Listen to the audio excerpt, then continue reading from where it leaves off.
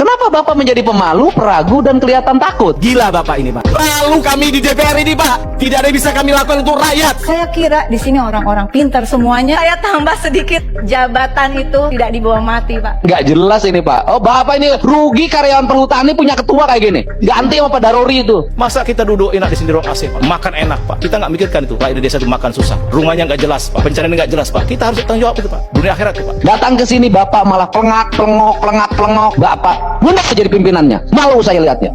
Dibuat nota ke Menteri ATR, tata ruangnya dibenahin. Ini negara harus benar. Nggak bisa begini terus. Anda jangan senyum. Saya mau tanya sekarang, jawab. Apa Anda pikir semua kepala dinas bersih? Oh tidak. Mari kita buktikan. Negara yang lalai, para pemimpin yang lebih penting pergi ke luar negeri dibanding nengok rakyat kita. Apakah Bapak kalau tidak pergi ke luar negeri lantas Bapak akan diberhentikan dari dirjen? Di mana nurani Bapak? Mundur dari jabatannya karena Anda sudah menghancurkan. Dan saya mengingatkan, semua orang sedang memperhatikan kita, Bapak. Jadi kita harus keras, Pak. Kalau demi keadilan kita nggak usah takut, Pak. Kalau demi rakyat kita harus berani, Pak. Apapun itu halangannya, Pak. Benar, Pak. Ya hidup cuma sekali. Apa juga yang mau kita cari, ya kan? Saya pikir Bapak ini penakut amat sih. Saya kecewa kedatangan Bapak kemari. Saya hanya lihat paparan-paparan nanam ini. Ngapain saya lihat begitu? Saya ingin Bapak mewakili karyawan. Jangan ngaku serikat kalau tidak mewakili karyawan. Kalau Bapak takut oleh Kementerian Kehutanan, jangan datang ke sini, Pak. Saya tuh pusing lihat Bapak itu. Mewakili karyawan apa Bapak mewakili Menteri Kehutanan? WA-nya adalah Bapak dianggap tidak komit terhadap apa yang menjadi kesepakatan. Datang ke sini Bapak malah pelengok.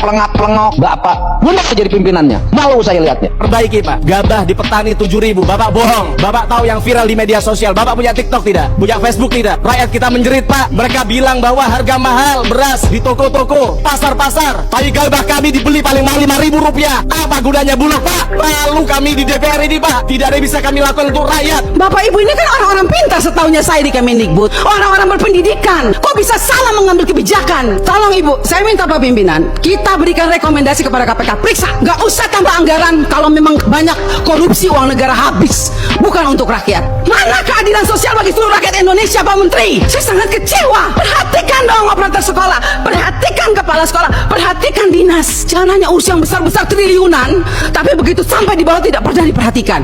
Omong kosong semua ini. Saya setuju KPK memberikan rekomendasi. Periksa Kemendikbud, biar kita lihat siapa yang bobrok, siapa yang mencintai negeri ini sebetulnya. Memalukan Bu Sekjen. Ya iyalah, Anda jangan senyum. Anda membuat persepsi.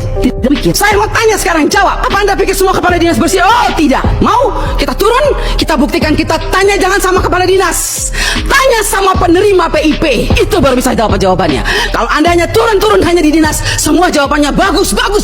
Tapi coba turun ke rakyat. Turun ke penerima orang tua. Kalau nggak lihat itu orang tua punya air mata. Omong kosong. Nama ada, SK ada, uang nol.